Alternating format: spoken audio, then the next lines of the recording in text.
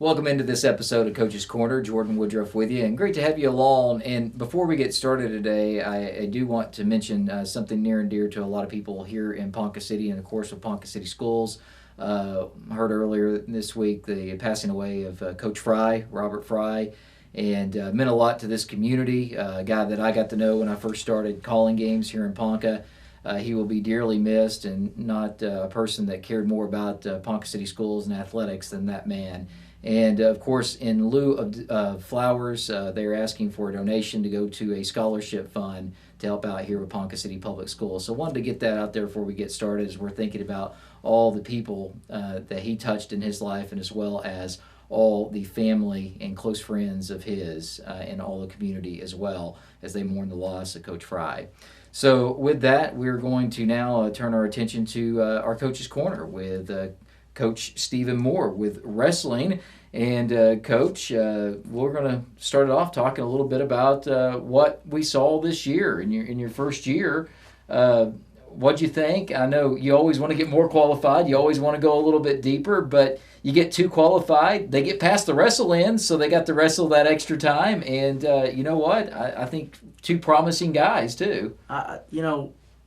We finished really well. It was a little bit bumpy first semester. You and I talked sometime in, what was that, January? Mm-hmm. December, yeah. January.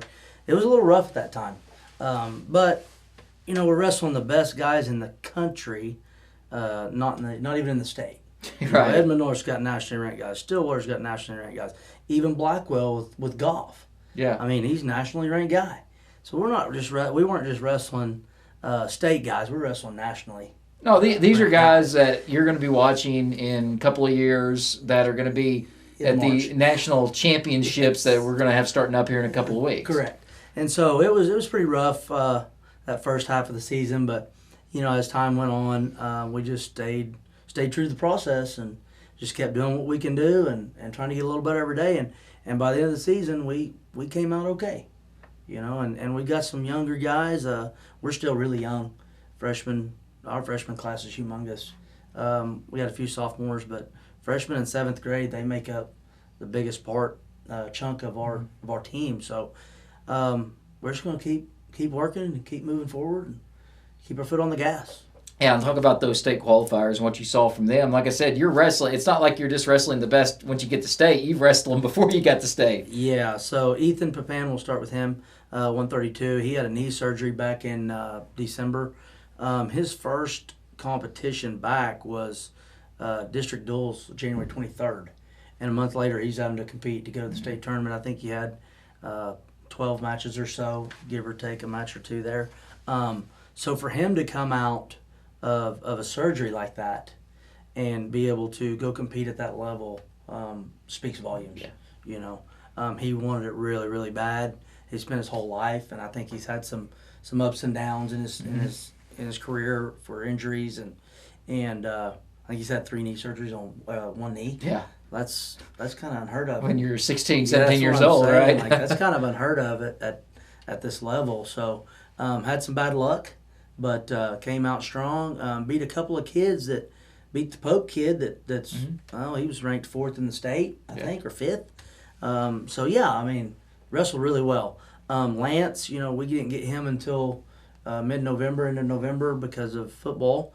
It takes 2 months to get ready to go, and that's about what it took. Yeah. And I think if season would have went a month longer, I think would have been even better. Right. Yeah, because his strength is impressive. Correct. But the feel, the technique, and everything, it's a little delayed. Now Lance goes right into baseball, and it'll probably take a little while to get going there. Me and Coach Middlebrook have talked about it. Like it's a month or two process to get everybody back into shape, and it's too bad that we can't figure out a way. There's just not enough time for any of us. But where we could, during baseball, you could be working on some football stuff, and during football, you could be working on some wrestling stuff. But it's not how it works, and it never will. There's just not enough time. But getting that rust knocked off, once we got it knocked off, he was fun to watch. Yeah, he was. I mean, he used that strength and could really get people on their backs, and he was a lot of fun to watch. And then that leads us to the qualifier for state, but you had several right on the cusp of making it, and a lot of these guys are people that will be making it here in the future. Had some surprises. Jackson Hernandez at 106. That's a tough weight. And that kid from Broken Arrow that he wrestled in the Conso semis pinned him in about 43 seconds the first duel of the year. Yeah. And so I'm looking at it from a coach standpoint. I'm like, man, we're in trouble here. And we go out there and we've got him beat. Yeah. I mean, we had a chance, and he just getting over that hump. Gavin Weir, phenomenal tournament. That might have been the toughest weight in the state of Oklahoma. And we'd have to go back and look, but I think 3 of the top 4 come out of our region. Yeah, they did. Yeah, so, yeah. Like for him to get in there and mix it up, beat the Vandiver kid from Enid that beat us at the duel. Matter of fact, we pinned him. Yep. So yeah, like we got some revenge on some of them guys, that kind of beat up on us earlier in the year. So yeah, Coop knocks off the 2 seed, the first or second round. Just wrestling really well. Yeah. Coop's deal, he's wrestling big grown men. And he's young. So give him a year or 2 and watch. Well, and not only that, you get into, and I know you guys go to tournaments throughout the year, but when you're in the regional and state tournament, it's a little different. Regionals, sometimes you may get one where, we can take care of business here. But a lot of times, if you're not a high seed, which a lot of these guys weren't, top 4 seeds, you're having to take on a really good wrestler right off the bat, and then it just continues all the way through. And we can go around the nation. That 6A East regional, probably one of the toughest regional sectionals, whatever they call them in other states, that anybody could see when you look at all the talented wrestlers that are there. And not only that, there's a lot of people from other schools that started making a name for themselves, like the Simpson Stafford kid that was a freshman. Like, there's a lot of people that started making names for themselves there. Yeah. Blake Parker, another one. We had Blake in a really good position, and he beat the Union kid in the quarters. The Union kid was a 5, we were a 4, and I knew it was going to work out that way. I thought we might have to wrestle him again, but the kid's a senior, super strong. We just that close. We just got to get over that hump, and we're close. And we've got some guys that are kind of hanging back, that maybe didn't make the team this year that are going to come out next year, and it's going to be an interesting. We got to get some guys separated. Yeah. We got too many of them at 2 or 3 of those middle weights, and we got to. Hopefully, they can separate themselves, and we'll be in a better position next year. But there's some young talent too that's got to be developed, but they want to be. Well, you talk about getting over that hump. So what do you do as a coach to try to ensure that? You talked about weight management, try that part of it. I mean, there's a whole litany of stuff you got to do. But what's kind of the one thing that you see out there on the mat that you feel like as a team maybe, and as a coach, you can do better to get them over that? We got to get better at protecting our legs. I mean, we have got to get better at protecting our legs. And our wrestling IQ has got to get a lot better over the spring and summer. If I have to say 2 things that'll get us over the hump, those 2 things will do it. Okay. Our wrestling IQ, intellectual ability right now is really low because the kids are fairly new. Yeah. We don't have D-Lockett that started when he was 4. Right. We had kids that started in 7th or 8th grade, and they're freshmen. They've been 2 years in. But we've got to get better at protecting our legs and better at understanding what we're talking about. And one thing I always say with sports IQ is when I look at sports IQ, you think about, I think it's not thinking about it. Correct. So like sports IQ is, I have seen this before, so my body doesn't freeze for 2 seconds saying, I got to think about this. Yeah. I know, and it becomes, with muscle IQ, memory. It becomes instinctual in a way, right? Mm-hmm. That's correct. And we've got to get them, and that takes time. Yeah. It just does. We're putting a lot of emphasis on it this spring and summer, and we'll get better. We got better throughout the year, and we're going to get a lot better over the spring and summer. Yeah, and speaking of that, spring and summer, that's what you go into now. And I mean, it's just a couple of weeks. You guys are going to be going to freestyle tournaments. It's my favorite time of the year. I love freestyle. I competed at Fargo twice. Love freestyle. It's my favorite style. I've kind of grown as I've gotten older and I've gotten into coaching. I've grown to like Greco as well. Right. Learned to see a lot of benefits in the Greco. So yeah, we've started that process, and we've got 26 guys, 27 guys in the room right now. We're just going to do our hour allotted at school for freestyle and Greco, and then those guys are free to go to Cowboy or wherever else they choose if they want to get more. Well, I mentioned this off air. I mentioned on air. wrestling coaches, you guys do have maybe a luxury that some others don't. You're allowed, the way wrestling's set up with freestyle, to work with your kids Yep. and go to contests and be a coach more than just the regular season, and that's a good advantage. Yes, very well. We would be in trouble if we didn't have that advantage here in Ponca right now with the kids we have, just because 3 months or 4 months a year is just not enough to catch up to Stillwater and Edmond North and even Mustang, and Deer Creek's really coming around. Yeah. Sand Springs, you Yeah. watch them, they're tough. Broken Arrow. Broken Arrow has 5,900 kids in a 9 through 12, and we've got 1,300. Yeah. Like, they're 4 times the size we are. So their numbers, they could probably get away with doing that just because they can handpick the best kids out of 5,000. Well, and look, 6,000. look at the facilities. Yeah. That's the other thing. And not saying the facilities here aren't bad. I They're mean, not. we have great facilities here, and it seems like they're getting better every year with everything going on, everything that could be coming. But you look at like BA and what they just recently did, and it's unreal. I mean, they could host a whole state tournament right in there, and we could be done in a day because of how many watts they have. It's incredible. I mean, it is truly an incredible facility.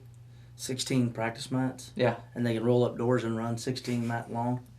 Like, that's just, it's incredible. I know, it's unbelievable when you look at it on Yeah. a high school level, and that's the thing I think sometimes that maybe we don't understand because we just see this. That's what you're competing with a lot of times here in Ponca City Oh, is absolutely. places that do have more resources. Yeah. No, so, yeah, I mean, we're just going to take it one day at a time and keep practicing and keep getting better. I think most of them retain. We lost Lance. He went to baseball. Noah went to baseball.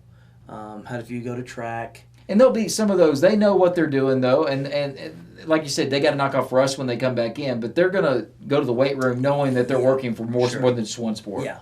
And they keep that competitive edge when they go to the next sport, too. Right. And that's the other thing. Like, some of these kids have been with me since August. Well, from August to November, they didn't compete. So you got August, September, October, 3 months, 90 days, they didn't compete. Where the football players were competing. Right. And I had an old coach that he was big on competitive edge. Like, keep it sharp, keep competing. And so freestyle enables us to kind of keep that edge so we're not just, 9 months or 6 months of just practicing. Well, and the thing about wrestling with a competitive edge is you're on the island. Yeah, You're that circle is an island, and there's just you and another guy, and somebody's going to win, somebody's going to lose. The coach may be on the side giving you help where he can give you, but ultimately it comes down to you and that person. It's the most competitive edge thing. Where if it comes to competitive edge, wrestling's where you need it because there's nobody to blame. But right there, you and that guy in a fight in a way. Yeah. Somebody, your goal is to get them on their back, but if you don't, the points are going to decide the difference, and it takes a lot of competitive edge. And the ones that are highly successful are going to have an extreme competitive edge. Yeah, and the courage that it takes to step out there means a lot too. I mean, you got 11 guys on a football field. Well, 10 of them, they're over doing whatever they're supposed to be doing. You're kind of wherever you're supposed to be, but there's still 10 guys out there with you to help you. Yeah, and it's not WWE where you can tag a guy in and right. Here's my partner. Well, and you still have a team aspect, and I mean that was shown at the Big 12 wrestling tournament with Y. Hendrickson. I mean, here you are, you have to win if you want your team to win, where you're hurt and injured, and you wrestle and you go win for your team. I mean, even though DQA may have been better for his health to go to nationals, so there is still a team aspect where the whole team could be on your shoulders at any point. But at the same time, that whole team's on your shoulders at that point, but it's just you and that other guy on the mat. And honestly, I really think that the wrestling community as a whole, not just in Ponca, not just in Oklahoma, but from a national level, when I was coming through, there were no duels. Yeah. There were no duels. Like, when I didn't know I knew what a duel was because I'd been to them, but like I didn't understand the implications necessarily. Right. Well, now we're taking these young guys. My son just wrestled at national duels, just last weekend during Big 12s. So we're starting to implement. I think we're doing a pretty good job at the youth level, bringing those kids in and what the impact is of not getting pinned or not giving up a major or a tech, or if you're on the winning side, you're up 7-0. Let's go ahead and get one more point or two, and let's get that major because it has implications down the road. Well, and any coach will tell you youth is where you really got to start developing things, and that's where you're going to have success. I mean, we can look at Bixby in football, for instance, what they do with their youth. I think a good example around here recently is what Blackwell has done with wrestling and what they've done with their youth. And that's what you strive for as a coach is get everybody kind of on the same page all the way down, and that way, same lingo, all this different stuff where, those kids that are in 3rd or 4th grade that are doing it, just getting started, by the time they're in 9th grade, they're ready to go. Yeah, they're going to do it. Now we're just polishing. And we had a good season this year from the youth standpoint. I haven't talked to Wolf over at Wolfpack, but I know his boys did well. But I think we had 6 or 7 state placers here at Ponca, at the Ponca Youth. Yeah. So we're kind of getting that back together. You Right. know, it's coming. It's a slow process, just like anything. Well, it takes a community, not just a coach. That's correct. And I get in there quite a bit. I was in there early on more. Once we started competing, my time gets kind of gobbled up. But before we started competing, and then towards the end there, I had a little bit more time. But yeah, so we're on the right track. Just going to take a little time. All right. Well, Coach, you really appreciate the time. Enjoy freestyle. I mean, keep us up to date what's going on there, and hopefully these guys can gain a little bit more competitive edge, gain a little bit more of that wrestling IQ you talk about, and you can get some placers in some of these big tournaments, and that can roll right into next season. We got several guys that are wanting to qualify for Fargo. Now, if we can go get it done, who knows? But time will tell. But we have opportunities to go qualify. As in freestyle, you get 3 or 4 shots at it. Not just one tournament. If you have a bad day, you're just right. You're just in trouble. But so yeah, Jackson's wanting to try to qualify, and a few others. So hopefully we can get them over the hump, get them up there to Fargo, and that'll give me a chance to go to Fargo. And that's a special thing for a kid to be qualified and get to Fargo. That's it. Very special thing for him. 4 guys in the state of Oklahoma. The top 4 guys in the state get to go to Fargo. Yep. So that means you're a top 4 guy. It's important thing. Yep. So, hey, appreciate it, man. As bet. always. Appreciate you. Coach Steve Moore with us, and want to say thanks to Chris behind the camera. That's going to do it for today's Coach's Corner. Jordan Woodruff saying so long. And until next time, go Cats.